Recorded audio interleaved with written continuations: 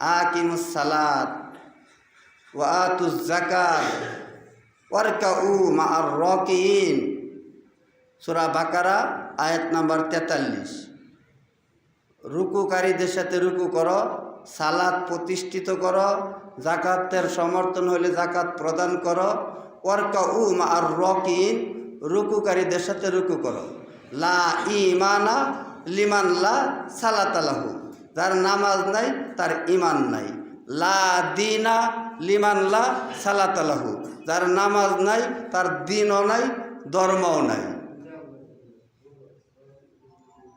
তো এখন ঈমান হইল আপনার জান্নাতের চাবি। এই ঈমান কি করলে আপনার থাকে, আর কামেল ঈমানদার কাকে বলে, এই ব্যাপারে এই হাদিসটা ভিতরে আল্লাহ রাসূল জানায় দিয়েছেন। এই হাদিসের উপর আর এই আয়াতের উপর জানার পরে যদি আপনি মানতে পারেন, এখন যদি তওবা করতে পারেন, এখন যদি ভয় করতে পারেন, তাহলে নিশ্চিত আপনি জান্নাতের আশা করতে পারেন।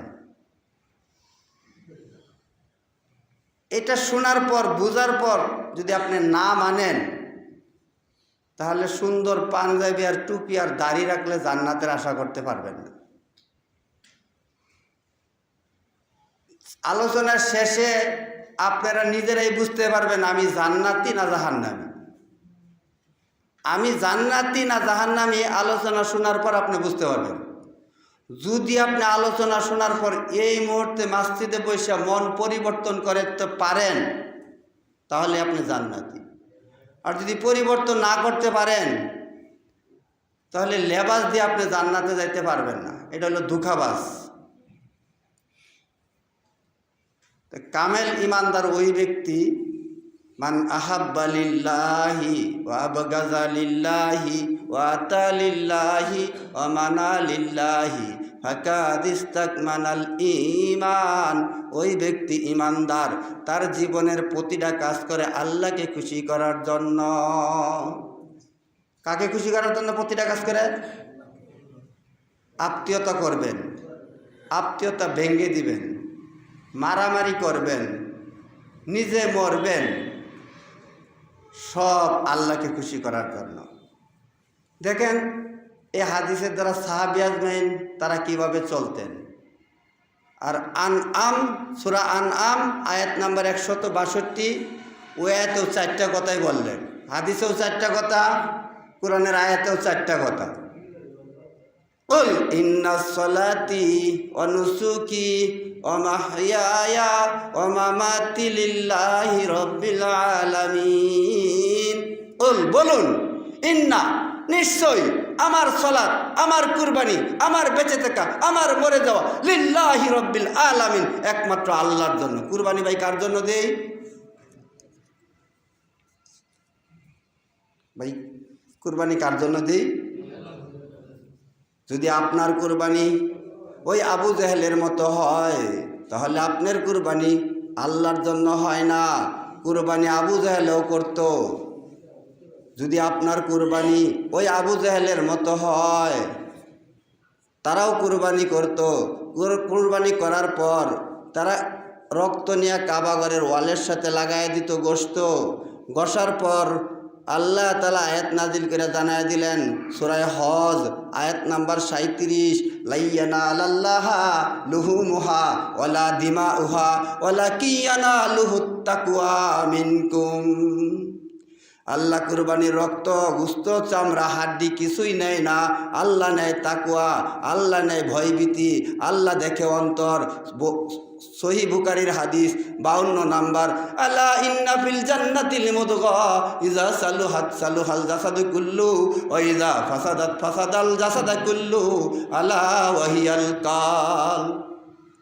আপনি যে এত সুন্দর গরু কুরবানি দিলেন, আল্লাহকে খুশি করার জন্য দিলেন না প্রতিবেশীকে খুশি করার জন্য দিলেন না মানুষকে খুশি করার জন্য দিলেন?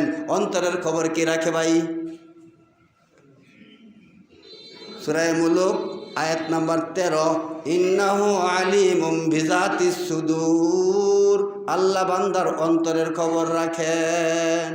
আপনি যে গরু কুরবানি দিলেন, প্রতিবেশীকে খুশি করার জন্য দিলেন না স্ত্রী পুত্র ছেলে মেয়ে জামাই খুশি করার জন্য দিলেন?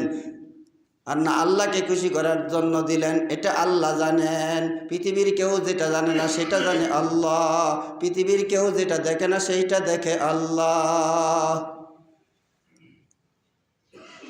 সালাত যে আদায় করলেন, সালাতটা যে আল্লাহর জন্য হয়, তার সালাতটা আল্লাহর জন্য হয়। যার সালাতটা 5 ওয়াক্ত ঠিক মতো আদায় করে তার সালাতটা আল্লাহর জন্য হয়।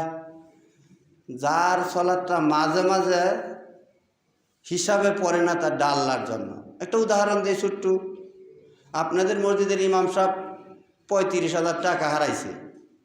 এখন আপনাদের এলাকার কেউ পাইছে, পাওয়ার পরে আরেকজনেও টাকা হারাইছে, সেটাও একজনে পাইছে। পাওয়ার পরে এখন আপনারা ঘোষণা দিলেন ইমাম সাহেবের 35,000 টাকা হারাইছে। এখন এক ব্যক্তি কয় আমি টাকা পাইছি, সে টাকার ব্যাগটা নিয়ে আসছে, আসার পরে খুলছে, খোলার পরে দেখে এখানে মাত্র কয়েক হাজার টাকা, 35,000 না, ধরেন 30,000 আছে, 5,000 নাই, ধরেন 34,000 আছে, 1,000 নাই। আপনারা জানা থাকলে বলেন তো দেখি ওই ব্যাগটা কি ওই ইমাম সাহেবের? 2-1 জনে মনে হয় বুঝে কথা। এখন ওই ব্যাগে আছে 34,000 টাকা। এখন আপনারা এলান দেওয়ার পর ওই ব্যাগ নিয়ে আসছে, টাকার সাথে মিল নাই। এখন আপনি বললেন ওটা ইমাম সাহেবের না, যদিও ইমাম সাহেবের না, আপনি দিবেন না, ইমাম সাহেবও চাইতে পারবে না। ইমাম সাহেব বলবে যে না আমার ব্যাগে 35,000-ই আছে। তা আল্লাহর জন্য যে সালাত আদায় করে তার হচ্ছে দৈনিক 5 ওয়াক্ত, 7 দিনে ভাই কয় ওয়াক্ত? 35 ওয়াক্ত। আমাদের এলাকায় কিছু মানুষ আছে 7 দিনে 1 ওয়াক্ত পড়ে। আমি যেই মসজিদে খুতবা দেই এদেরকেও বলি, আপনি কি আল্লাহর জন্য সালাত আদায় করতে আসছেন, না শয়তানকে খুশি করার জন্য আসছেন, না সামাজিক মানুষকে খুশি করার জন্য আসছেন?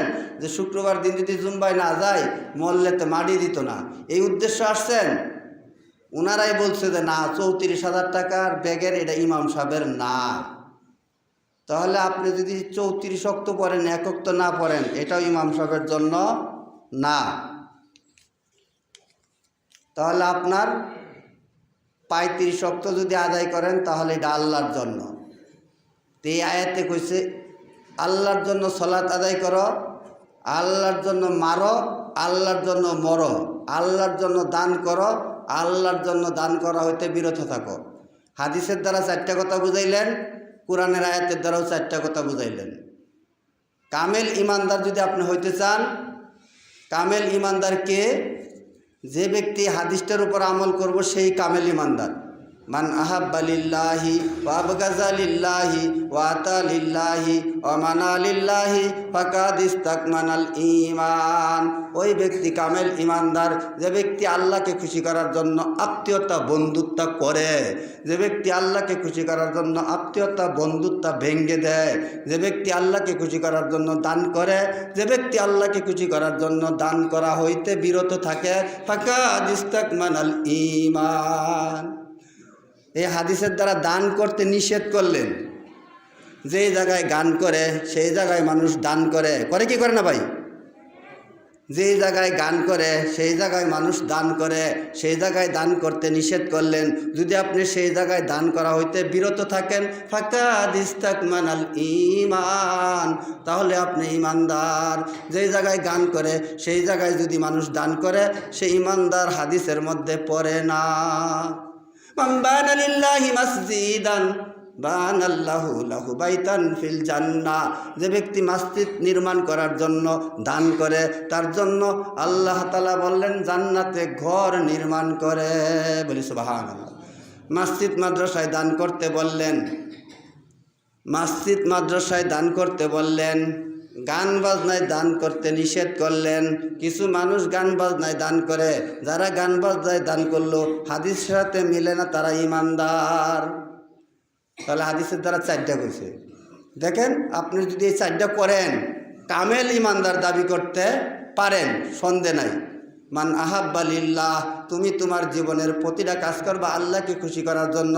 সূরা জারিয়া আয়াত নাম্বার 56, ওমা খলাকতুল জিন্না ওয়াল ইনস ইল্লা লিয়াবুদুন, মানুষ এবং জিন জাতকে আমি আল্লাহ তাআলা সৃষ্টি করছি আমার ইবাদত করার জন্য, আমার গোলামি করার জন্য।